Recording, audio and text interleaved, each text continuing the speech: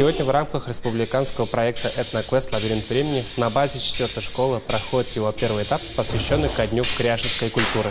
Игра предполагает интерактивное участие школьников. Целью мероприятия является сохранение наследия наших предков. Кряжинский народный ансамбль «Карандашляр» из села Верхняя Чура ознакомил участников квеста с обычаями и обрядами своего народа. В Кукмаре насчитывается более 3000 кряжин, которые проживают в 12 селах района. Мы рассказывали про обычаи, обряды кряжин, играли в народные игры. Особое внимание было уделено национальным костюмам и традиционным играм. Ансамбль наглядно продемонстрировал национальные особенности кряжин посредством интерактивных игр, видеороликов, выставки национальных костюмов и других элементов быта и культуры народов. Квест прошел динамично, познавательно, и все присутствующие без исключения погрузились в атмосферу этноигры.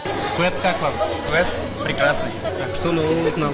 Какие национальности в Кукмаре есть? Блюда копченых татар бывают очень вкусные. В мероприятии дети активно принимали участие, танцевали, рисовали народные орнаменты, играли, познавали много нового о культуре, традициях и обычаях кряжинского народа. В течение 5 дней участники этноквеста будут знакомиться с обычаями и традициями татарского, удмуртского, русского и марийского народов. Каждую культуру представят народные ансамбли. А итогом сегодняшнего квеста стало создание плаката. На нем варежки в виде лучей солнца, под которым в мире и согласии живет многонациональный народ Татарстана. Руслан Мубаракшин, Динара Хабибулина, Марат Сабирзянов, Азат Нигматуллин. Новости Татарстана.